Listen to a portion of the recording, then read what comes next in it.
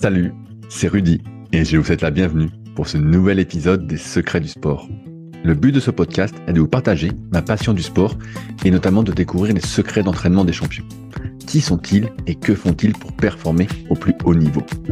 Si vous ne me connaissez pas, je suis Rudy Koya, fondateur du site superphysique.org destiné aux pratiquants de musculation sans dopage que j'ai fondé en septembre 2009. Sur ce site, j'ai écrit des milliers d'articles, fait des milliers de vidéos et j'ai fait des podcasts depuis maintenant plus de 10 ans avec toujours la même ligne de conduite, trouver des réponses à mes questions. Sur ce site, vous retrouvez une partie de ce que je propose, que ce soit en termes de compléments alimentaires, notamment destinés à améliorer votre santé, et bio, mais aussi une application SP Training, des livres, des formations, ainsi que du coaching à distance.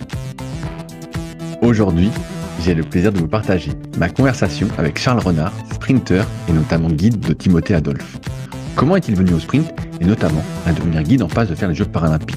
Et surtout, comment s'entraîne-t-il au jour le jour pour performer? Bonne écoute. Salut Charles, c'est la forme ou quoi? Salut Rudy, oui, merci, toi aussi. Ça va, c'est la période des fêtes actuellement, mais je continue de m'entraîner. Et alors, je me pose la question, est-ce que toi, en tant qu'athlète de haut niveau, tu continues à t'entraîner durant cette semaine compliquée, gustativement parlant? Ah, très bonne question. Alors oui et non. Alors on va dire qu'on est en repos, mais enfin, c'est pas toi que je vais apprendre que les athlètes ne sont jamais en repos total. Donc parce que là on revient d'un stage qui est à la Réunion les 15 derniers jours. Donc le coach nous a coupé un peu pendant cette période des fêtes avant de repartir sur la saison nous hivernale qui va commencer fin janvier. Mais on a 2 entraînements à faire quand on le souhaite en fait, mais parce que chacun est un peu dispatché dans sa famille et chacun ne revient pas forcément à l'INSEP et puis voilà, donc c'est plus simple. Donc on a 2 entraînements à faire quand on le souhaite durant cette semaine de fête quoi. Ok. Je voulais revenir donc avec toi sur ton parcours. Alors pour la petite info, comme tu me connais pas, moi j'avais fait de l'athlé quand j'étais gamin, de 9 à 15 ans, et donc j'étais surtout passionné de sprint. Donc, Pareil. donc j'ai plein de questions. J'étais en région parisienne et donc j'avais des facilités entre guillemets quand j'étais gamin, quand j'étais en avance sur ma croissance par rapport aux autres. Donc je voulais commencer un peu là-dessus. Toi, t'as commencé quand l'athlé? Alors moi j'ai toujours fait de l'athlé. J'ai commencé à l'âge de 6 ans. Mais après, j'ai pratiqué énormément de sports à côté et je me suis spécialisé dans l'athlétisme là, il y a une dizaine d'années, en 2014. Ok. Donc en junior, junior 1 ou junior 2. Non, junior 1, puisque junior 2, c'était 2015. Donc ouais. Et est-ce que tu avais des prédispositions à la base pour l'athlé, notamment le sprint? Parce que tu sais, on dit souvent que la vitesse, c'est très génétique. Alors, on va en parler après, mais est-ce que tu avais, toi, des facilités? C'est vrai que j'avais un peu de facilité quand même pour le sprint. Et puis après, il y a eu la sélection naturelle, c'est-à-dire que j'ai pas le gabarit d'un lanceur. J'aime pas courir longtemps, donc le demi-fond, etc. C'est bon, c'était pas pour moi. La marche, j'ai essayé, non, ça m'intéressait pas non plus. Donc ouais, sprint, j'aimais bien les haies également, les haies et la longueur. Mais la longueur, le problème, c'est que ça m'énervait, j'arrivais pas à comprendre le truc là, d'aller vers le haut, en même temps vers l'avant. En fait, j'arrivais vite sur la planche et je m'écrasais quand je m'écrasais. C'était un peu le crash d'un avion, quoi. Ouais, je me souviens de la longueur aussi quand j'étais gamin. Souvent, quand t'es gamin, tu fais du sprint, mais tu fais aussi la longueur, tu fais aussi les haies, donc j'ai fait un peu le même parcours que toi, quoi. Ouais, tu touches à tout exactement, voilà. Donc je suis un peu passé par tout, mais j'ai toujours eu un œil sur le sprint. C'est toujours, enfin, il y a que ça qui m'intéressait, quoi. Même quand on me disait de faire une autre épreuve que je n'aimais pas, je voulais vraiment faire que du sprint. Je regardais vraiment tout le temps les grands à côté s'entraîner en sprint. J'essayais de les imiter, etc. Non, il y a toujours eu le sprint en tête. Et est-ce que quand tu faisais des compétitions, tu gagnais quand tu étais justement très jeune, genre tu étais minime, cadet? Bah justement, comme tu le dis, il y a souvent dans ces catégories-là, l'avance génétique joue énormément. C'est-à-dire que j'étais souvent contre des personnes qui étaient plus musclées, qui étaient plus musclées, pas plus grandes. J'étais quand même parmi les plus grands, mais j'étais assez fin et très peu musclé. Donc j'étais toujours bien classé, hein, j'étais toujours sur le podium en général. Mais c'est vrai que j'ai régulièrement battre par soit un petit qui était un peu plus fréquent, du coup, déjà pour son âge et un peu plus musclé, ou soit parce que tu sais, nous, c'est sur 2 ans, donc minime 1, minime 2, KD1, KD2.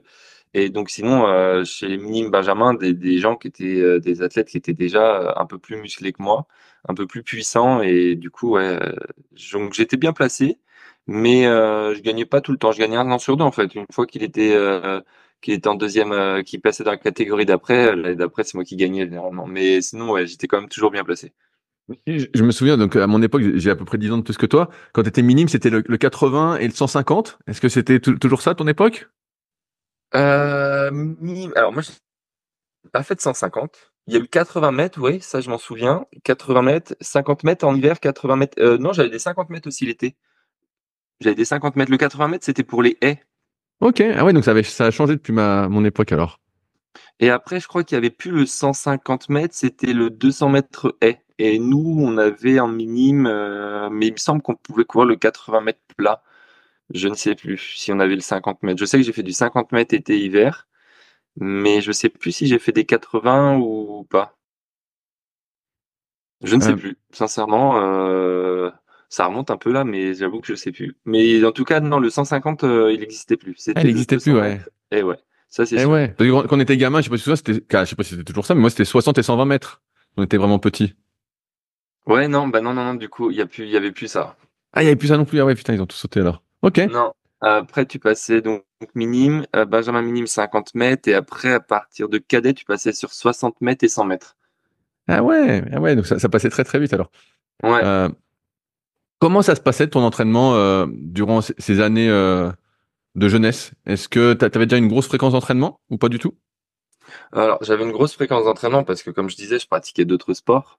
Donc, j'ai fait pas mal de sports de combat. J'ai fait bon, de la natation entre guillemets pour apprendre à nager, mais je suis allé un peu plus loin que les simples cours d'apprendre à nager, mais jamais fait de compétition. Donc voilà, souvent je faisais un sport de combat, je faisais les deux trois sports en même temps, un sport de combat, l'athlé que j'ai jamais arrêté, et un autre sport à côté, voilà. Donc c'est vrai que j'avais quand même une grosse fréquence d'entraînement, mais sinon, en proprement dit sur l'athlé, non, pas du tout. J'y allais j'allais aux deux séances d'entraînement de la semaine, voire une, en fonction si j'avais compétition dans un autre sport. Donc voilà, j'ai pas non plus une énorme fréquentation d'entraînement. J'ai commencé à vraiment m'entraîner à partir de KD2 Junior 1. Et tu t'es entraîné plus à ce moment-là parce que tu sentais que tu pouvais performer? Alors non, j'ai intégré donc la section départementale de la Mayenne, donc la section sportive avec le collège à Jules Renard. Et donc à cette période, donc c'était en quatrième et troisième. Et à cette période, on s'entraînait lundi, mardi. Le mercredi, on était avec les clubs. Et après, on avait le jeudi. Voilà. Et donc après, le samedi, tu sais, avais l'entraînement club ou les compétitions également. Ah ouais, donc là tu as dû choisir l'athlé comparativement aux autres sports alors. Non, pas du tout. Parce que justement, même là encore, je continue. Je te dis, c'est vraiment en 2014, je sais pas, on est en quelle classe 2015, j'étais déjà sur, non, j'étais au lycée, seconde. Ouais, non, c'est en sortant du collège que j'ai vraiment choisi, vraiment à partir du lycée où j'ai choisi vraiment l'athlé à 100%. Et j'ai choisi l'athlé parce qu'on m'a vraiment dit que j'avais des prédispositions. J'ai fait les tests d'entrée au pôle de Fontainebleau, et c'est là que je me suis dit, en fait, il y a peut-être quelque chose à faire. Donc, autant essayer de le faire à fond, quoi. Mais justement, tu vois, je rebondis là-dessus, je compare un peu. Avec moi, quand j'étais gamin, c'était l'époque Maurice Green, Atto Mm. Boldon, Michael Johnson, tout ça. Donc moi, je voyais ça, et, c'était un peu, je me disais, tu vas devenir champion, blablabla, qui a me raconter des belles histoires. Est-ce que toi, toi, tu es un peu la génération quand c'est Bolt qui dominait tout ça. Est-ce que ça t'influençait justement sur ce côté, comme le sprint, ça a toujours été un côté un peu excentrique comparativement aux autres disciplines où, je sais pas si on peut dire, il y a plus d'humilité, mais il y a moins de show, quoi. Est-ce que c'est des Ouais, choses il y a moins de qui choses. t'influençaient à persévérer là-dedans aussi? Non, pas du tout. Je suis pas du tout dans le show. Donc, pas du tout, pas du tout. Maintenant, c'est vrai que Bolt, bah, forcément, il a influencé, je pense, toute une génération, surtout sa facilité à courir, et cetera. Mais c'est vrai que j'avais pas vraiment, d'idole. J'avais pas vraiment d'idole, que je vénérais et à qui je voulais ressembler. Je n'arrivais pas forcément à m'identifier là à travers ces sprinteurs. Après, c'est sûr que, essayer de reproduire ce qu'il faisait, ça j'ai longuement essayé, surtout les départs d'Asaf Apoel, quand il frotte et cetera. J'ai passé franchement des heures et des heures à essayer de reproduire, les sorties de bloc, à analyser des vidéos pour vraiment essayer de faire la même chose. Mais après, j'ai compris que en fait, je pouvais pas faire la même chose parce que, j'étais pas déjà aussi puissant et de 2 après, chacun a sa sortie de bloc donc c'est en fonction de la taille également. Enfin, il y a énormément de critères qui rentrent en jeu. Et en fait, moi, je faisais que tomber, j'arrivais pas, ou sinon ça me blessait. Donc voilà. Donc j'ai vite arrêté. Mais après, ouais, encore une fois, je comptais pas en fait devenir professionnel dans l'athlé. Moi, mon rêve vraiment, c'était d'être professionnel en ski. Ah ouais? Ouais, Ouais, ouais, rien à ouais, voir. ouais, ouais, ouais. Donc l'athlé, c'est un peu par défaut et parce que, ouais, comme je te dis, on m'a dit que j'avais quand même des capacités, que je pourrais y arriver, faire quelque chose de cool. Donc, c'est comme ça que j'ai dévié et que je me suis consacré à l'athlé, hein. Alors, comment ça se passe quand tu te consacres à l'athlète, là, ton nombre d'entraînements augmente? Est-ce que tu restes, parce que là, tu entres, entre guillemets, au pôle de Fontainebleau, donc là, tu as un changement d'entraîneur, j'imagine, qui se fait aussi. Alors non, du Euh, coup, je suis pas rentré, je te coupe, je suis ah, pas rentré au ah au ouais. pôle de Fontainebleau. En fait, j'ai eu une blessure du coup suite à un sport de combat, qui m'avait écarté, des pistes pendant un moment. Et donc, quand j'ai passé les tests, je revenais seulement. Donc les tests s'étaient bien passés, mais je ne figurais plus dans le top 10 français. Donc je ne pouvais pas rentrer au pôle. Et donc, qu'est-ce que tu as fait? Alors, tu es resté à ton club une fois que ta blessure est partie et t'étais, Alors après, je suis rentré au pôle de Nantes, du coup, au pôle espoir de ma région à Nantes. Donc je suis parti à Nantes en 2014, justement. C'est là que je suis parti à Nantes. et à Nantes, comment ça se passait alors quand tu es rentré au pôle? Est-ce que c'était, je veux dire, un rythme professionnel, semi-professionnel? Alors, je suis rentré à Nantes et donc le changement d'entraîneur s'est fait de façon intelligente, dans le sens où on l'avait préparé. Parce que d'autres personnes de mon club, tu sais, nous, dans la région, donc je suis de la Mayenne, Pays de la Loire. Donc, dans la région, et puis dans mon département, il y avait déjà des gens qui étaient partis sur Nantes, des athlètes, et qui s'entraînaient avec l'entraîneur que j'ai rejoint, donc Nicolas Trouva. Et, euh, et on avait anticipé ce changement parce que la dose d'entraînement elle augmentait. Donc, pendant les vacances, etc., il m'avait déjà donné un programme à suivre pour me faire au changement que j'allais subir. Arrivé là-bas, j'ai intégré en école, j'ai intégré le centre éducatif pardon, nantais pour sportifs. Et dans ce centre, dans cette école, en fait, ce sont des classes de 8 maximum. Et on a, alors attends, dans mon souvenir, comment c'est fait? On a cours 2 heures le matin, 8 heures, 10 heures et 14 heures, 16 heures. Donc en fait, ça fait comme un vrai pôle, enfin c'est un vrai pôle, et tout est adapté pour qu'on puisse s'entraîner. Donc à partir de là, j'ai commencé à m'entraîner 2 fois par jour. Ah ouais, là, le rythme est monté d'un coup alors.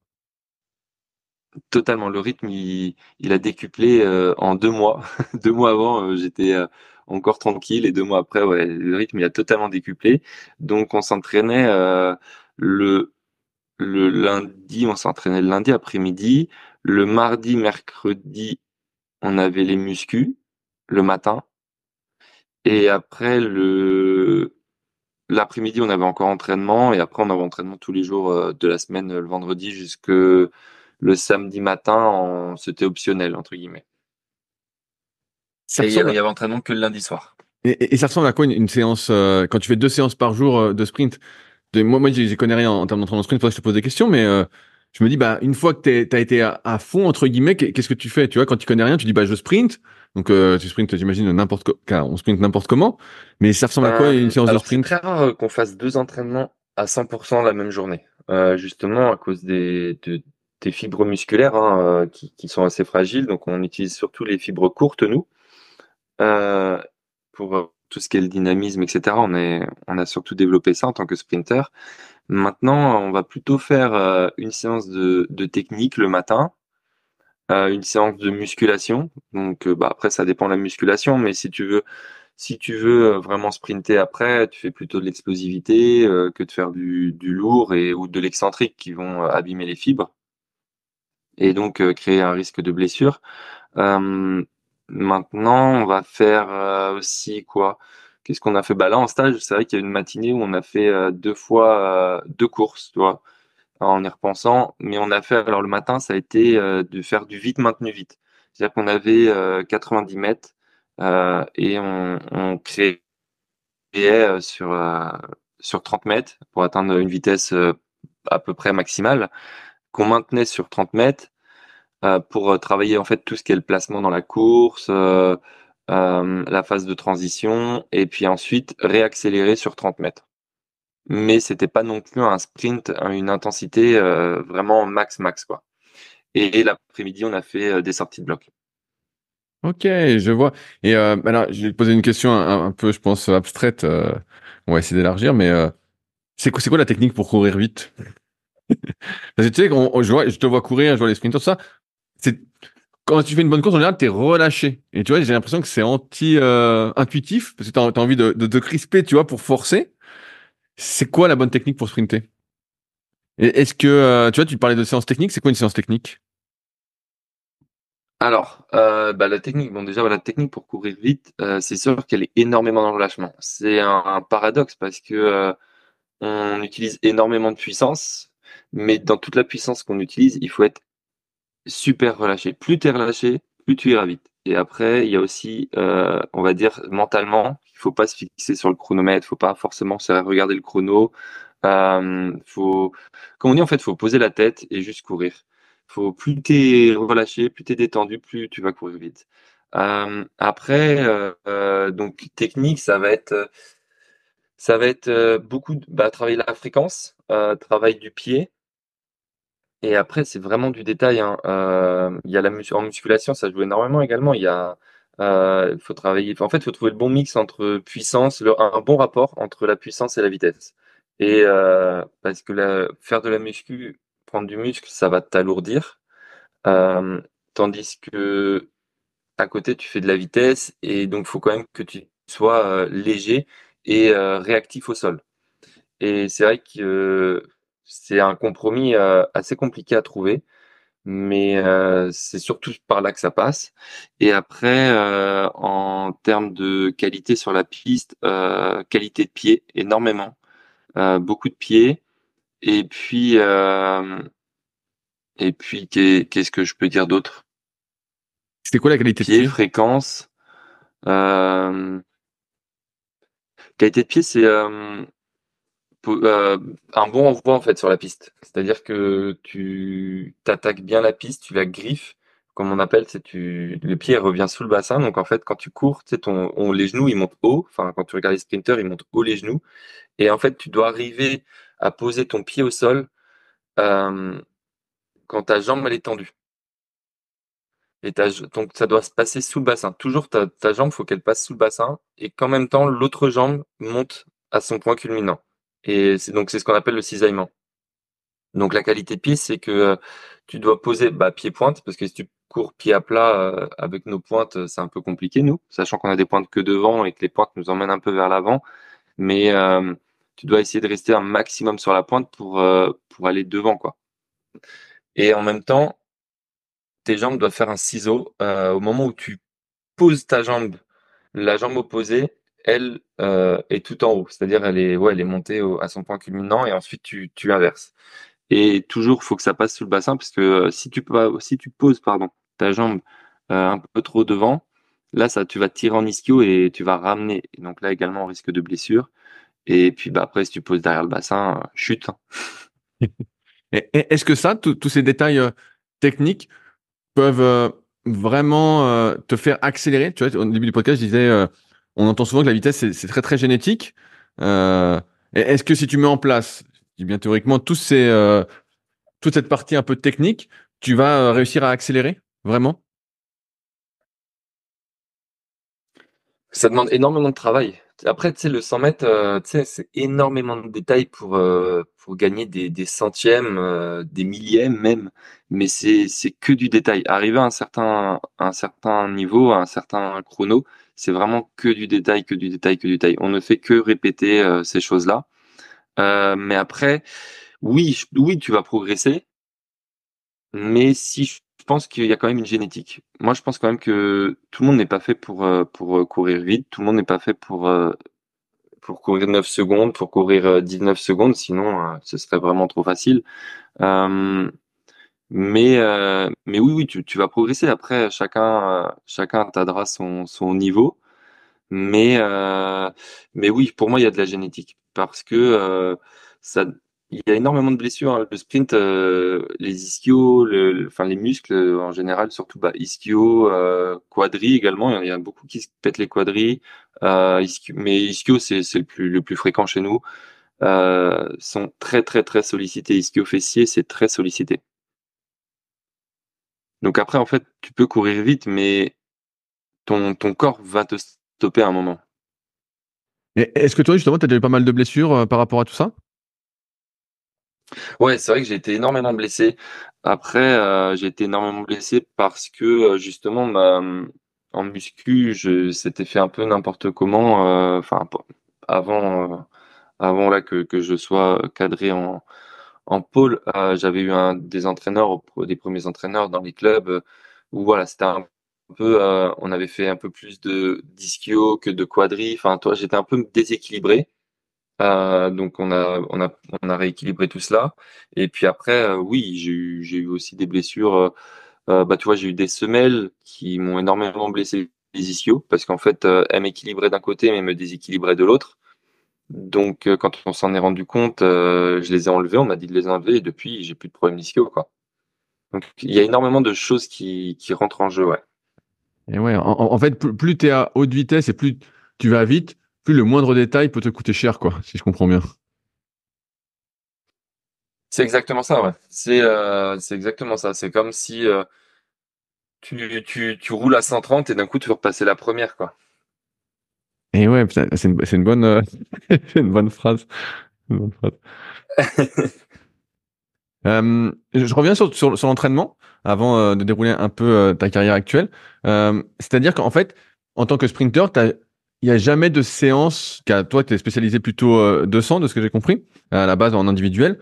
Euh, C'est-à-dire que tu n'as jamais de séance vraiment qu'on pourrait appeler aérobie. Tu vois, j'avais interviewé par exemple Bruno Gagère, qui est plus entraîneur de 800 et un peu de 400. Voilà, on va dire les deux.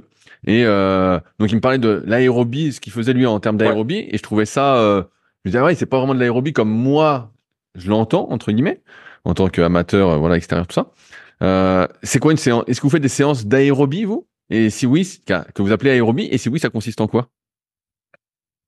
Non, non, en effet, on fait pas que du cours et de la technique. On a quand même 2 séances dans la semaine où on fait du long. Après, c'est du long pour sprinter, hein. On, on va faire pas plus de 400 mètres. Ça dépend. Alors, il y a deux écoles. Il y a des écoles, il y a des coachs qui vont vraiment travailler pour le 200, puisque moi aussi je suis spécialisé plus sur le 200 également, comme tu disais.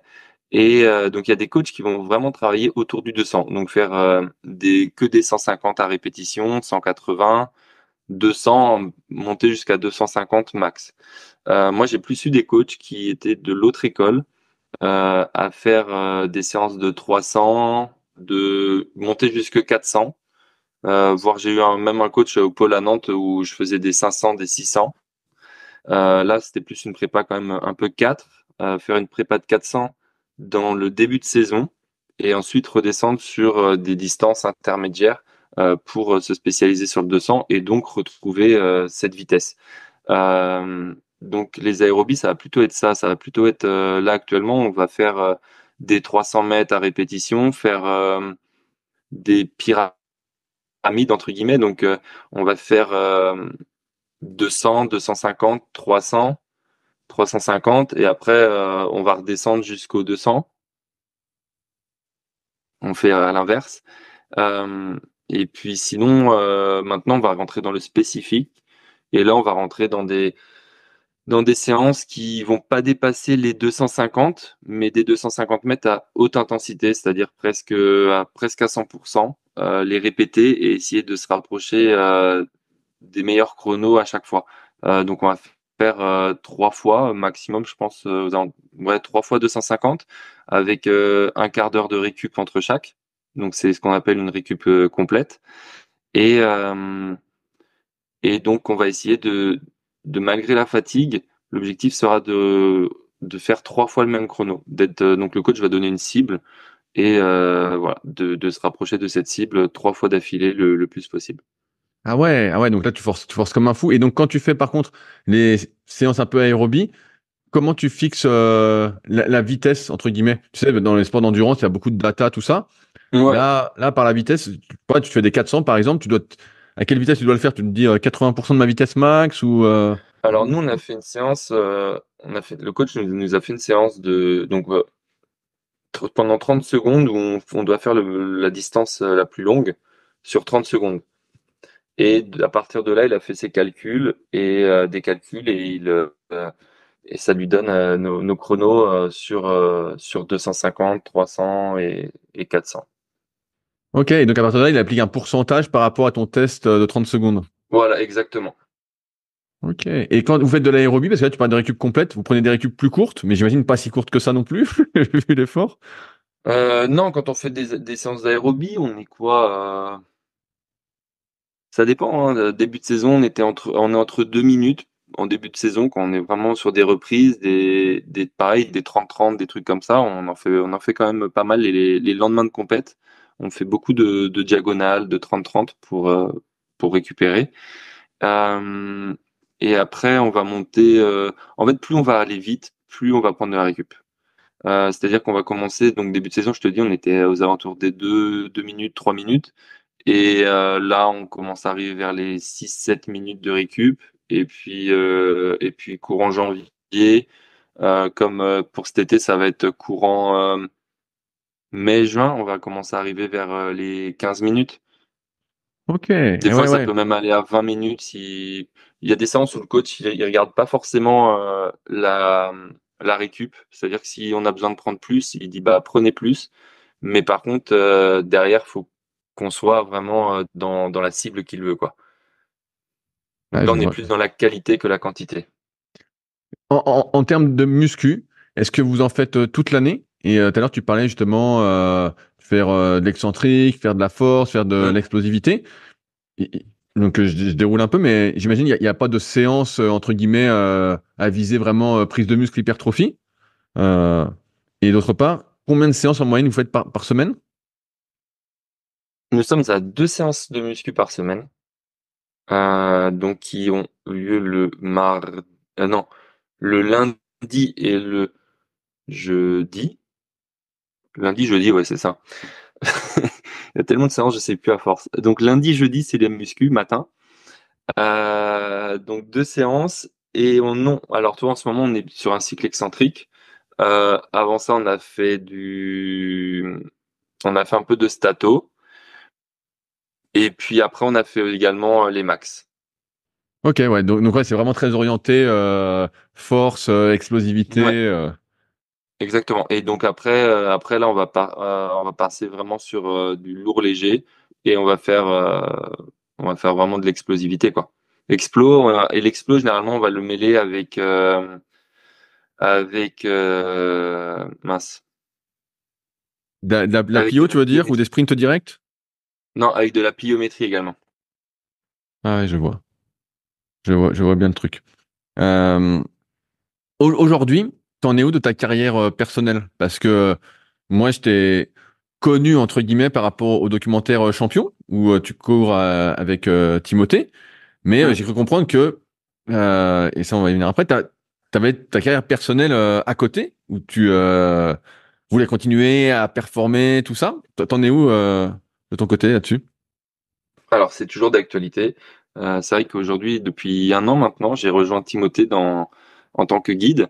Mais pour moi, c'était important de continuer ma carrière perso parce que je pense que je suis pas arrivé au max de ce que je peux faire. Euh, Et puis surtout, c'est un équilibre que j'ai encore, que j'ai besoin également. J'ai envie de courir encore tout seul. Et donc où j'en suis? J'en suis à la préparation pour la saison hivernale 2024. Non, hem, écoute, la saison s'est bien passée. La saison dernière s'est plutôt bien passée. Je fais pas forcément les chronos que j'aurais espéré, mais écoute, c'est comme ça. Il y a beaucoup de paramètres qui rentrent en compte. C'est vrai que, bah, justement, Timothée, c'était un paramètre, qui a été, je pensais pas que ça demandait autant d'énergie, en tout cas, que c'était, aussi sollicitant pour le corps, de guider Timothée. Donc, j'ai un peu, on va pas dire sous-estimé, mais, j'ai voulu continuer, mon circuit de compétition comme si je courais tout seul et puis intégrer Timothée, ces compétitions en plus. Sauf que au bout d'un moment, le corps, il a un peu dit stop avec les différents déplacements, et avec l'école aussi également, parce que je suis toujours en études, donc de psychologie. Et donc là, cette année, on va un peu mixer tout ça. C'est-à-dire que j'ai appris de mes erreurs, hein, et je vais un peu moins courir pour moi, ou plus intelligemment. C'est pas je vais moins courir, c'est que je vais courir un peu plus intelligemment et puis mieux adapter le calendrier de Timothée à mon calendrier. Après, là, la facilité que nous allons avoir cette année, c'est qu'on est déjà qualifié au jeu. Donc déjà, on n'a pas besoin forcément de courir énormément, on va dire pour faire les minima ou autre quoi, ou les quotas. Donc ça va permettre d'adapter un peu plus et que je puisse aussi courir un peu plus, tout seul, même si je vais forcément courir avec Timothée et je vais courir, pas mal avec Timothée quand même, parce que, c'est l'objectif principal de cette année, les jeux avec Timothée, quoi. Mais l'année dernière, ce que je veux dire par là, c'est que l'année dernière, du coup, quand je suis arrivé dans le projet, Timothée n'était pas qualifié au monde parce que ça faisait 1 an qu'il avait pas couru, à cause d'une blessure et puis parce que eux en handisport, il y avait pas eu de saison, l'année 2022, 2021 du coup. Non 2022 pardon, 2022. Il y avait pas eu de saison. Donc l'année dernière, j'ai dû apprendre à guider et en même temps, me qualifier avec lui pour les mondes, pour les championnats du monde de juillet dernier. Donc c'est vrai que, c'était un petit peu la course, c'est le cas de le dire et donc voilà. Donc là cette année, en étant qualifié au jeu pardon, ça laisse, je pense, peut-être un peu plus de place pour performer tout seul. C'est quoi tes records personnels? J'ai pu lire 6,78 sur 60 et 10,50 au 100 mètres. Est-ce Totalement. que c'est ça? Donc 6,78 sur 60, 10,50 en effet sur le 100 mètres et 20,82 sur 200 mètres. Et je pose une question un peu à la con, mais qu'est-ce qui te manque? Tout à l'heure, on parlait de détails pour aller plus vite, tout ça, pour être au niveau, par exemple, des meilleurs Français, tu vois. Qu'est-ce qui te manque concrètement, personnellement? Euh, Là, d'après toi, hein. poser la... Non, non, faut poser la tête et courir. Je me pose énormément de questions. Parce que franchement, tu vois, à l'entraînement, je suis sur des bases meilleures que mes chronos. Mais arrivé en compétition, je me pose énormément de questions et donc c'est vrai que faut poser la tête et courir. C'est bête à dire, mais vu que je sais que en fait, tu vois, comme je disais tout à l'heure, faut pas courir après le chrono et vu que je sais que je vaux mieux actuellement que mes records qui datent de 2018 tous, et ben je me dis putain mais là en fait je peux vraiment faire mieux quoi. Là je suis bien, faut que je fasse mieux. Et c'est vrai que quand tu cours après le chrono, c'est pas bon. Ouais, je vois, tu te mets la pression. Ouais, je me mets moi-même ma propre pression. Donc voilà, c'est pour ça la prépa mentale est très importante également. Comment ça s'est passé pour intégrer le groupe avec Timothée et te retrouver guide?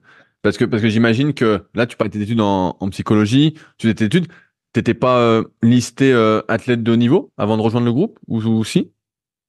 Alors, moi j'étais listé en jusqu'aux Jeux de Tokyo. Et puis après j'ai eu des blessures qui ont fait que je suis sorti des listes. Mais j'étais toujours dans le même groupe en tant que partenaire d'entraînement. Et donc Timothée a rejoint notre groupe en septembre l'année dernière et il cherchait un nouveau guide. Moi, j'étais pas forcément pour guider parce que déjà j'avais une blessure qu'il fallait que je me fasse opérer de l'épaule, quoi. Et donc c'était un peu la priorité, l'opération de l'épaule. Et puis après, quand j'ai fait ma rééducation, pendant ma rééducation, l'un de ses guides, donc Bruno, a eu un accident de circulation en moto. Et donc là, il avait plus forcément de guide pour l'entraîner, et il avait surtout plus son guide sur 100 mètres, parce que Bruno, c'était le guide sur 100 mètres également. Donc c'est là qu'ils m'ont contacté, ils m'ont reposé la question, et donc j'ai dit, bah écoute, je vais pas te laisser dans la merde, quoi. Je vais venir t'aider à l'entraînement, et puis si ça match, bah parfait. Sinon, en gros, je fais l'intérim le temps que tu trouves un guide, quoi. Sauf que donc Jeffrey, son guide sur 400, s'est également blessé après. Je me suis retrouvé tout seul. Et bah, pour la saison hivernale, là, en janvier de l'année dernière, je me suis retrouvé tout seul. Et donc voilà, c'est parti en fait de là. Il m'a dit, bah écoute, déjà, faut qu'on fasse la saison hivernale, faut que je cours, de un. Et de deux, là, ça commence à être short pour essayer de former un guide pour les championnats du monde. Donc, est-ce que tu veux ou tu veux pas courir en compétition? Et je dis, bah, si moi, je commence à vraiment me prendre au jeu, je trouvais ça très intéressant de courir avec lui. J'apprends énormément sur moi, justement, qui me sert en perso. Et puis, c'est une toute autre façon de voir l'athlète également. Et j'ai dit, bah écoute, si je le fais avec toi, de toute façon, je vais le faire à 100%, quoi. Je suis un mec de compétition, donc je vais pas juste faire de l'entraînement. Et c'est parti de là, comme ça. Et là, alors comment est-ce que tu arriverais à me décrire comment ça se passe de courir à deux? Parce que bah, pour ceux qui n'ont jamais vu, donc tu es attaché entre guillemets par le poignet, si je comprends bien. Tiens, tu peux m'expliquer, mais et donc tu dois être coordonné à la personne que tu guides, quoi. Donc j'imagine que c'est tout un Mm. travail. C'est hyper. Tu vois, on parlait de technique, mais là c'est encore plus minutieux, non? Bah alors là, là, c'est même plus de la minutie, c'est de l'horlogerie, je dirais. Euh, euh, alors, faut se mettre dans le contexte. Timothée, il est non-voyant à 100%. C'est-à-dire que vraiment, c'est un écran noir devant lui. Donc, il court dans la catégorie de T11 sur 100 et 400. Donc, T, c'est pour track, donc la piste. Le premier 1, c'est le coefficient de handicap. Donc, plus il est vers 0, plus il est important. Donc, 1, c'est le plus important. 2, après, il y a... Non, 1, c'est pour... Ah mince, j'ai perdu ça, c'est le deuxième 1. Le premier 1, c'est pour... la catégorie. Catégorie. Donc le premier 1, c'est pour la catégorie, donc c'est visuel. Et le deuxième 1, donc comme je disais, c'est l'importance du handicap. Donc il y a T11, T12, T13. T13, ce sont ceux qui voient le mieux chez les malvoyants, et T11, ceux qui voient le moins bien. Donc on est relié par un lien de 10 centimètres, donc une petite cordelette de 10 centimètres où il y a une poignée de chaque côté qu'on a dans la main. Et donc quand on court, on a deux couloirs qui nous appartiennent. Donc on n'est que quatre concurrents au lieu de 8 chez les valides. Et ensuite, pour la forme des règles, je n'ai pas le droit de tirer Timothée, de le tirer, donc d'être trop devant lui. Je n'ai pas le droit de passer la ligne d'arrivée avant lui. Si on fait faux départ, que ce soit lui ou moi en tant que guide, c'est la même règle que les valides. Un faux départ, on est disqualifié. Euh, Après, il y a quoi d'autre comme règle? Est-ce que tu peux mordre un couloir, tu sais est-ce Alors, que ça c'est comme je possible te dis, aussi? on a deux couloirs pour nous. Donc forcément, t'as pas le droit d'aller dans les autres couloirs. Donc voilà. Après, alors comment ça fonctionne? Donc on part en miroir. Donc lui, il part sur sa jambe euh, gauche devant, et moi je pars sur ma jambe droite. Donc pour éviter de mordre le couloir, donc comme on a deux couloirs, on se met, moi je me repère par rapport à la ligne médiane des deux couloirs, de nos deux couloirs. Donc comme ça, j'essaye qu'on court au milieu des deux. Voilà, moi je me fixe là-dessus. Et puis ensuite, ouais, c'est vrai que ça a totalement changé ma façon de courir également, parce que la façon dont je cours avec Timothée est l'inverse de la façon dont je cours tout seul. C'est-à-dire que moi, quand je suis tout seul, je pars pied gauche dans mes blocs et avec Timothée, je pars pied droit. Et quand tu cours, est-ce que c'est la même. Parce que là, là, j'ai l'impression que t'es obligé de mimer un peu sa gestuelle, tu vois, pour être coordonné. Bah, après, ils courent de la même façon. Tout le monde court pareil, entre guillemets, les bras et les jambes. Maintenant, oui, alors, oui, ce que j'ai oublié de dire, c'est que donc, Timothée, vu qu'il ne voit pas, la communication, parce que bon, on se parle alors pendant la course, on se parle, hein, on se dit des mots, je lui parle, je lui donne des mots, je lui donne des petites consignes, mais c'est court, surtout sur 100 mètres. Ils ont plus de discussions sur 400, des fois ils racontent leur repas, etc. Mais non, je rigole, c'est un petit tacle au cas où.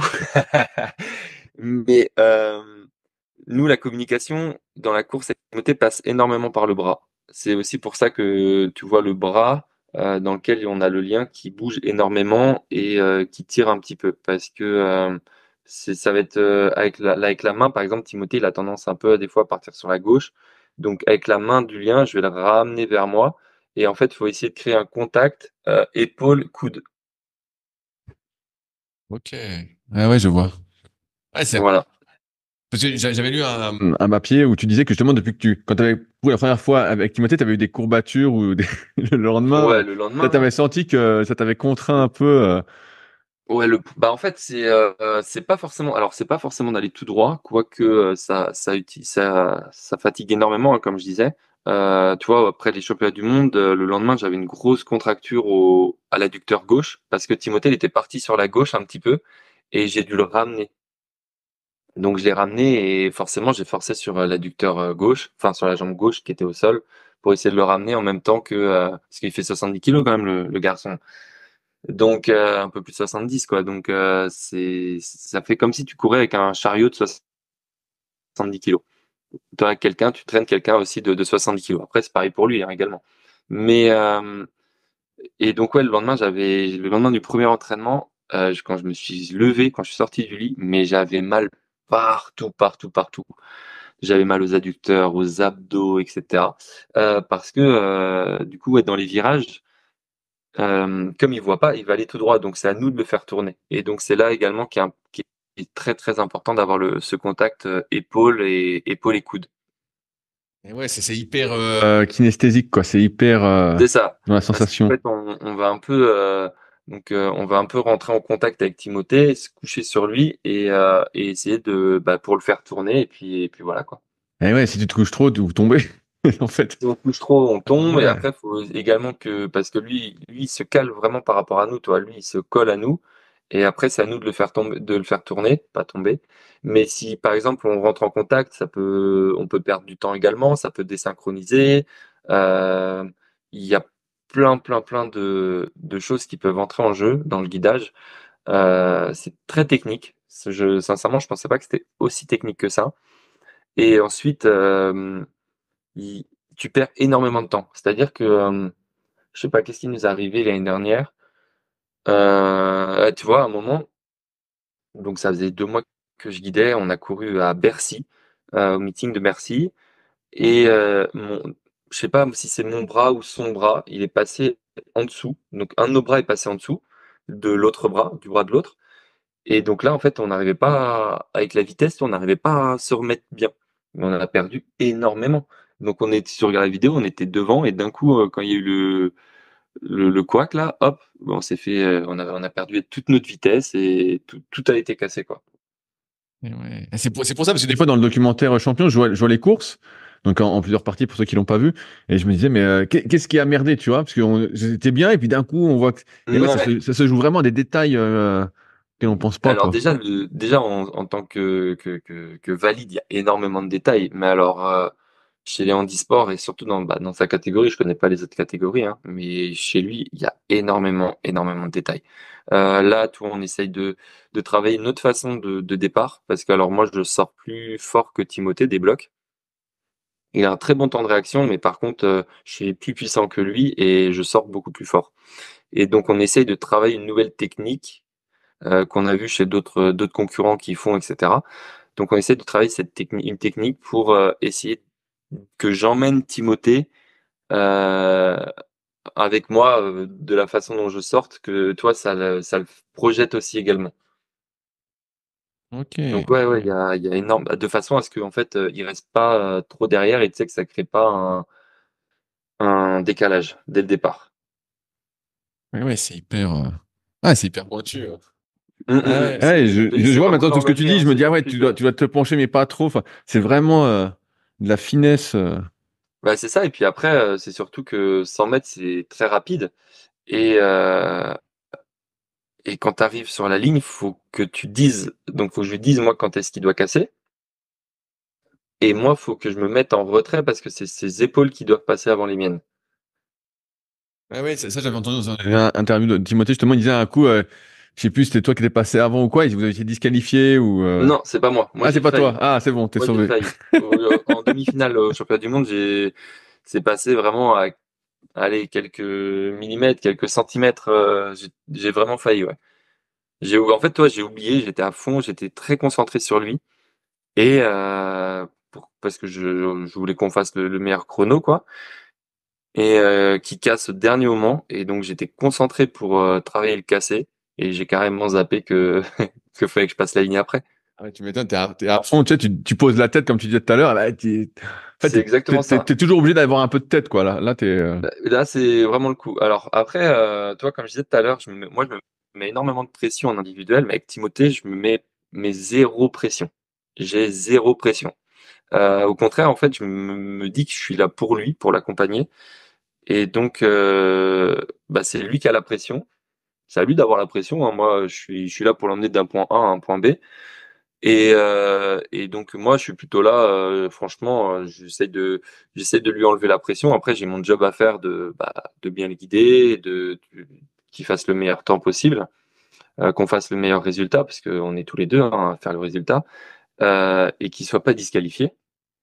Mais c'est vrai que pour le coup, je me mets pas de pression du tout. Pour le Et, coup, ouais, j'essaie justement de lui le détendre, de qu'il pense à rien en fait, qu'il se concentre sur sa course, et je lui mets ses dossards, je range les affaires, je range les trucs dans les chambres d'appel, etc. Et lui, il reste focus sur sa course, quoi. justement, j'ai pu lire que vous aviez à peu près 4 dixièmes d'écart sur le 100 mètres en termes de record personnel.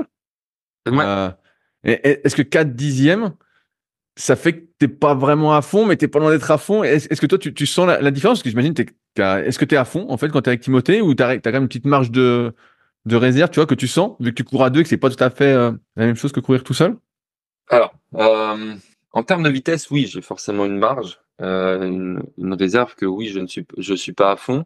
Maintenant, là, au niveau implication physique, du coup, comme tu es à deux, comme il faut que je sois coordonné avec lui, et puis comme je te disais tout à l'heure, il peut partir sur la gauche, essayer de revenir. Pareil, tu vois, si je le tire trop fort d'un coup, on va se rentrer dedans, quoi.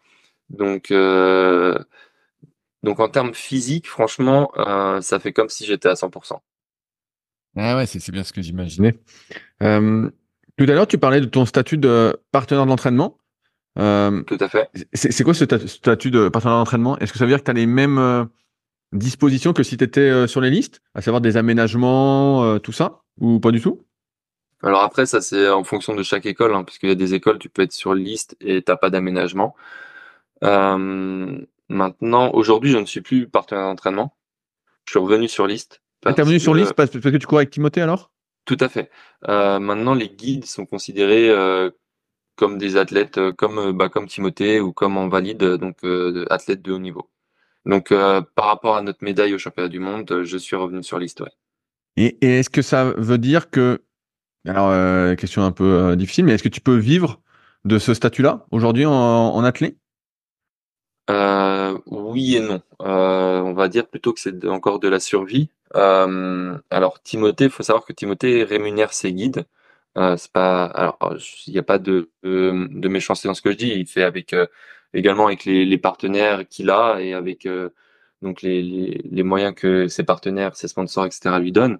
Donc il nous rémunère, mais c'est pas un SMIC non plus que nous gagnons. Donc il rémunère quand même trois guides. Derrière, on a des aides de l'État, mais c'est vrai que c'est encore très compliqué d'en vivre. D'ailleurs, s'il y a des partenaires potentiels qui écoutent, n'hésitez pas à me contacter.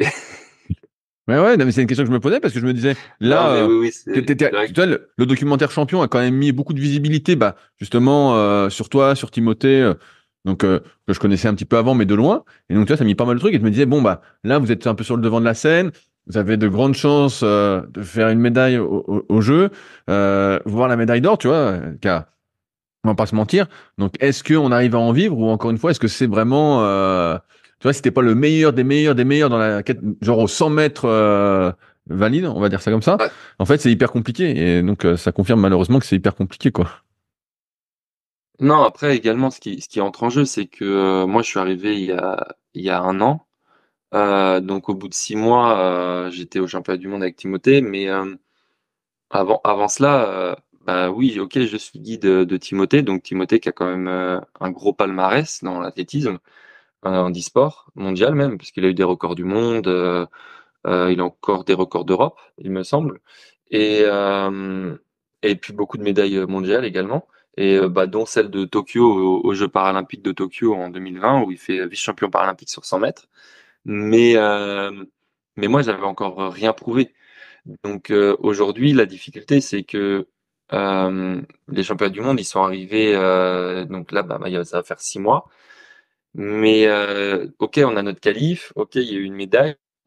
Mais tu sais, quand tu prends des partenaires, des sponsors, etc., quand tu cherches des entreprises, le problème, c'est que beaucoup ont déjà fait. Je parle pour de grosses entreprises.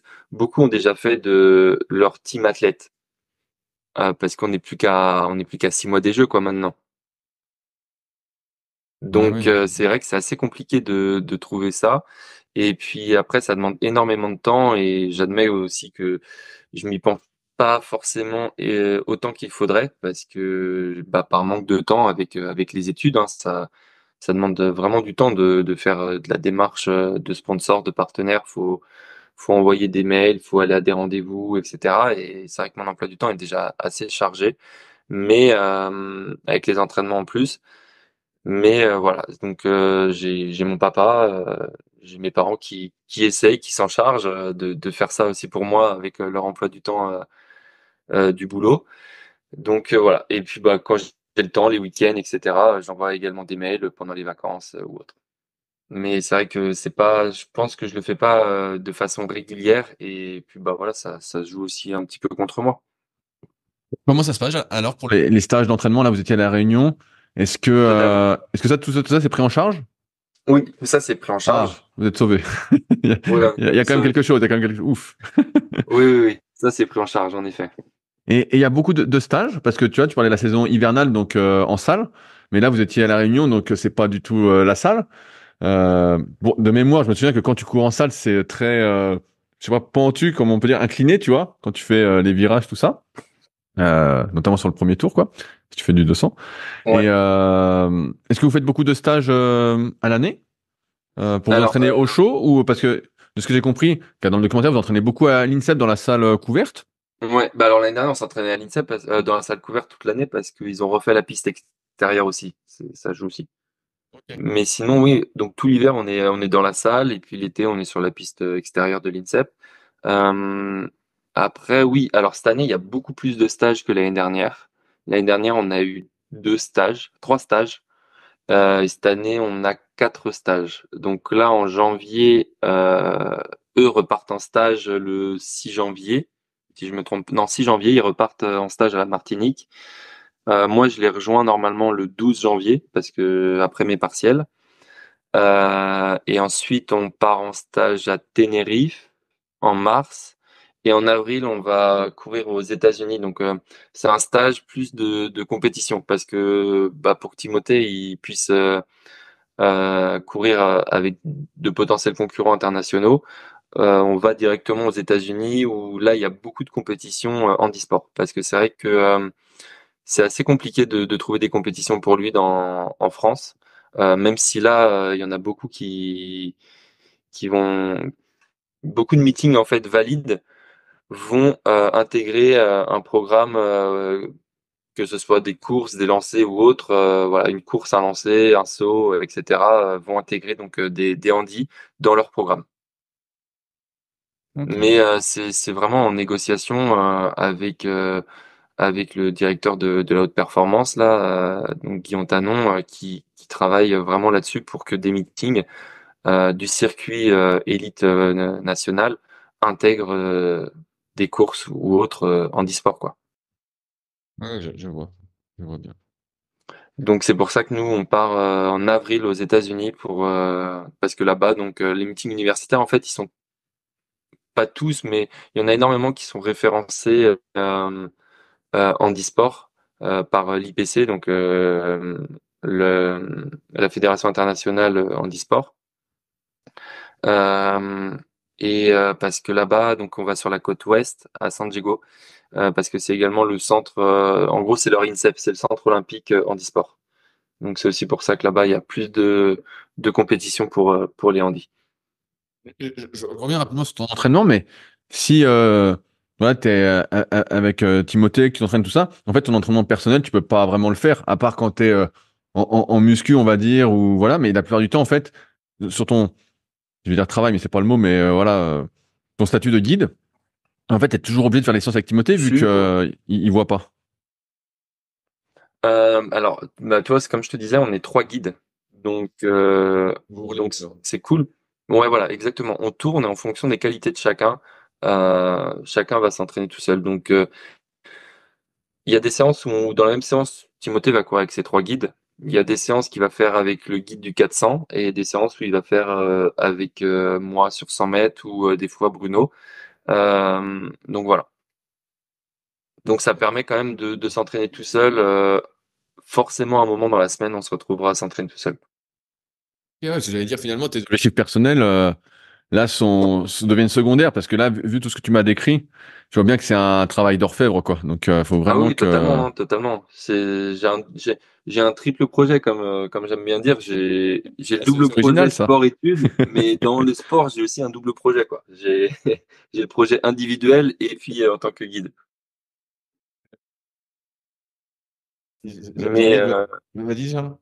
non, non, je dis mais oui, oui, c'est vrai que ça aide énormément et c'est aussi pour ça que j'ai accepté de guider Team, qui a facilité le fait que j'accepte, c'est que bah encore une fois, comme je disais, hein, j'ai besoin de continuer à courir tout seul et je pense que oui, si Timothée il n'avait eu qu'un seul guide, peut-être que j'y serais pas forcément allé quoi. J'aurais pas forcément accepté parce que ça demande énormément de temps d'apprendre à guider hein, déjà. C'est comme donc toi un bon guide, ils disent que c'est 2 ans pour former un guide. Donc là je vais être à 1 an et demi, 1 an et 9 mois. J'en serai pas loin des 2 ans, mais ouais ça demande énormément de travail et c'est très ça c'est énormément de temps également en fait. Ah ouais, je comprends mieux. Je comprends mieux. J'arrive au bout de mes questions, Charles. Est-ce qu'il y a des sujets qu'on n'a pas abordés que tu souhaitais aborder? Bah non, je pense que tout est bon. N'hésitez pas à venir nous suivre du coup au jeu pendant la saison, etc. quoi. Et là, je te pose une question un peu plus perso, mais vous serez à l'INSEP en janvier? Euh, à partir du 22 janvier, oui. Ah merde. J'y suis le 9 et le 10, alors je me suis dit, j'allais venir vous faire un petit coucou. Ah, mais moi je suis le 9 et le 10 par contre. Ah, t'y es? Ok. Et Ouais. je passe par la piste couverte, je donne des cours dans une salle en dessous. Donc, je passerai faire un petit coucou alors. Ah, tu donnes des cours au BP Jax? Au CQP. CQP. Ah, mais je l'ai fait le CQP à l'INSEP. Ok, bah moi c'est le CQP IF, donc c'est vraiment muscu. Ok. Et bref, et donc je passerai faire un petit coucou alors. Je passerai Bah, pas de voir. souci, bah, tu m'envoies un message parce Ouais. que du coup je suis en partiel, mais de toute façon je vais m'entraîner donc. Ouais, moi j'y suis les 2 jours, de toute façon full, et quand j'ai les pauses, je remonterai sur la piste. Bah, pas de souci. Alors, attends, je regarde vite fait l'agenda parce que j'ai mes horaires de partiel donc. Euh, Ah, bah non, je sais plus. Putain, Ouais, je mais t'inquiète pas, connais, donc, on se redira. bon, je te redirai ça. Y a pas de souci, on se redira. Et puis comme ça, je viendrai voir un bout d'entraînement, voir à quelle vitesse ça va en vrai, parce que c'est toujours pareil, quand tu vois des images de loin, tu te dis, ouais, ça va vite, mais bon, ça va pas aussi vite que quand t'es à côté. C'est ça, ouais. Bah Là, après, moi, je serai tu tout te dis, seul. waouh, tu dis là, ça va super vite là. Ouais, ouais, ouais. Non, là, c'est vrai que là, je serai tout seul, mais si t'as l'occasion de repasser, parce qu'avec Timothée, c'est quand même très impressionnant. Ouais, Franchement, j'ai passé. C'est vraiment un truc de fou. Enfin, le gars, il voit rien du tout. Il fait confiance à un mec pour l'emmener d'un point A à un point B. C'est quand même, enfin, il voit rien et il court quand même en 10,90 quoi. Enfin, faut. Ouais, non, Des mecs c'est qui énorme. pensent Hein. pas, Bah, j'aime bien le surnom le guépard blanc. Ça me fait sourire à chaque fois Ouais. que je l'entends. Ça me fait C'est souvent sourire. Et bah c'est cool. Et bah un dernier truc, Charles. Où est-ce qu'on peut te retrouver s'il y en a qui veulent te contacter ou autre? Je vois que tu as un compte Instagram. T'es pas très actif sur LinkedIn, t'es plus sur Instagram? Ouais, je viens de créer un compte LinkedIn justement Ah, tu viens de le pour les créer. Ah, c'est le pour les début alors. partenaires, etc. Donc c'est vrai que faut que je commence à m'y mettre un petit peu plus, mais il vient juste d'être créé là, il y a quelques temps, il y a un mois ou deux. Mais ouais, sinon je suis très présent sur Instagram en effet. Ok. Donc c'est à ton nom, c'est Charles Renard tout court. Tout à fait, Charles Renard. Et bah ça marche. Et bah super. Les auditeurs sauront où te retrouver. Et bah merci encore de ton temps. C'était hyper instructif pour moi. Et puis on se voit peut-être bientôt. Eh ben pas de souci, merci à toi. Ça roule. Merci beaucoup. Passe une bonne fin de fête. Mange pas trop et oublie pas tes deux Non, entraînements. merci, bonne fête à toi Ciao. aussi. Ouais. Salut Charles. Salut. Si vous êtes encore là, c'est sans doute que l'épisode vous a plu. Dans ce cas, je vous invite grandement à m'aider à faire grandir ce podcast en mettant une note de 5 étoiles et un commentaire d'encouragement sur l'application de podcast où vous l'écoutez et plus particulièrement sur l'application podcast d'Apple. N'hésitez pas également à le partager sur les réseaux sociaux, je vous repartagerai avec plaisir. Cela m'aidera d'autant plus à accueillir les meilleurs athlètes et spécialistes français de l'entraînement grâce à la crédibilité que vous me donnerez. En attendant, je vous souhaite un bon entraînement et à la semaine prochaine.